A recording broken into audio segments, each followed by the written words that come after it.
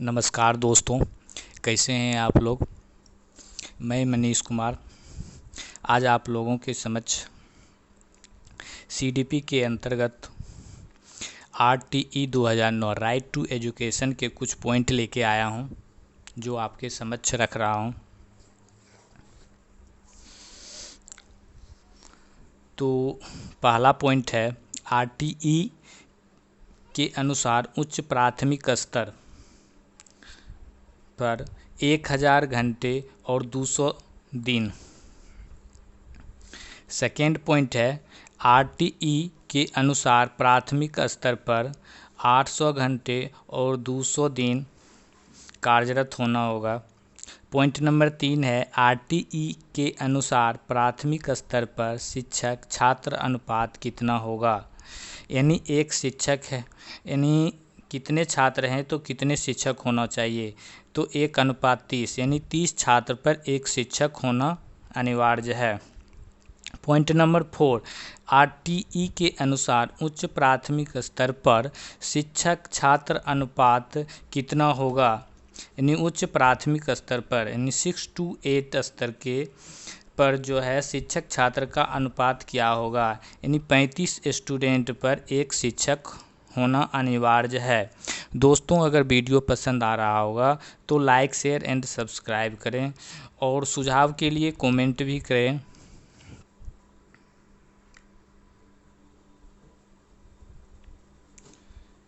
Point number 5, RTE के अनुसार प्राथमिक स्तर पर एक अध्यापक को प्रतिदिन कितने घंटे पढ़ाना होगा। यानी कह रहा है कि एक शिक्षक को 1 to 5 के स्तर पर कितने घंटे पढ़ाना होगा, 4 घंटे।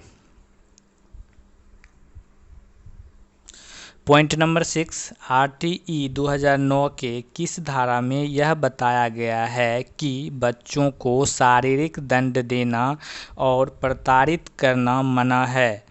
धारा 17 के अनुसार, यानी आरटीई 2009 कहता है कि शिक्षक जो है किसी बच्चों पर शारीरिक दंड या प्रताड़ित नहीं कर सकते हैं, नहीं तो उस पर धारा 17 लागू होगा। पॉइंट नंबर 7, आरटीई का ऑफिशियल नेम क्या है। आरटीई का ऑफिशियल नेम है निःशुल्क और अनिवार्य बाल शिक्षा का अधिकार अधिनियम 2009। पॉइंट नंबर 8, प्राथमिक स्तर के लिए विद्यार्थियों के लिए विद्यालय की दूरी कितनी होनी चाहिए। प्राथमिक स्तर पर विद्यालय जो है 1 किलोमीटर के अंदर होना चाहिए। मैंने 1 किलोमीटर यानी छात्र जो है या जो आबादी जहाँ का है वहाँ 1 किलोमीटर के अंदर स्कूल होना चाहिए। पॉइंट नंबर 9, कक्षा 6 से 8 तक हेतु विद्यालय कितनी दूरी पर होगा। कक्षा 6 से 8 यानी उच्च प्राथमिक स्तर पर विद्यालय की दूरी 3 किलोमीटर के अंदर होना अनिवार्य है।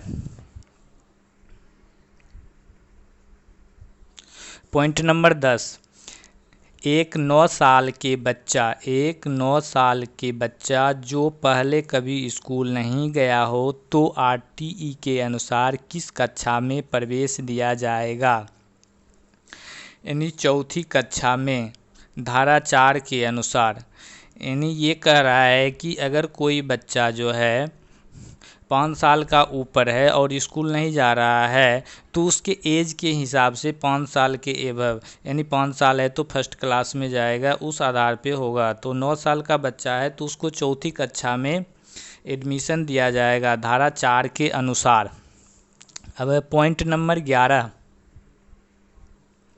आरटीई एक्ट 2009 में कुल धाराएं, अध्याय एवं अनुसूचियां कितनी ही।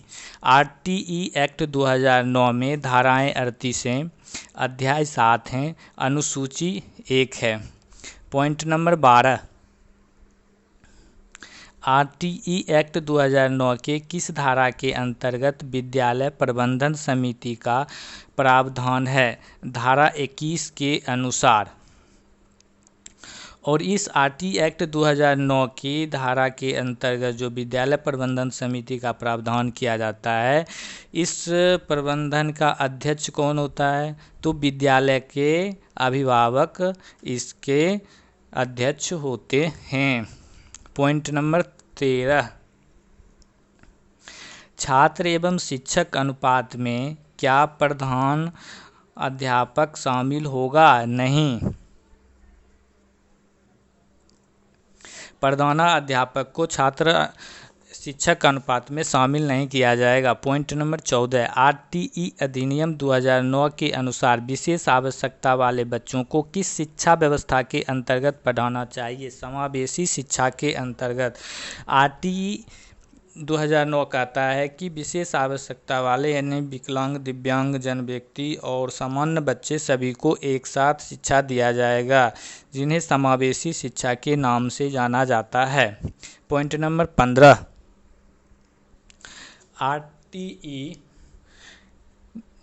आरटीई एक्ट की कौन सी धारा अध्यापकों के कर्तव्य से संबंधित है?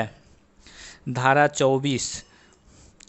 पॉइंट नंबर 16, शिक्षा के अधिकार की प्रकृति होती है। शिक्षा के अधिकार की प्रकृति कैसी होती है? शिक्षा के अधिकार की प्रकृति संवैधानिक होती है। पॉइंट नंबर 17, शिक्षा का अधिकार अधिनियम संपूर्ण देश में कब लागू किया गया?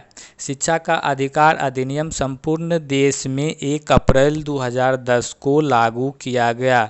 दोस्तों, अगर वीडियो पसंद आ रहा होगा तो लाइक, शेयर एंड सब्सक्राइब करें और सुझाव के लिए कमेंट भी करें।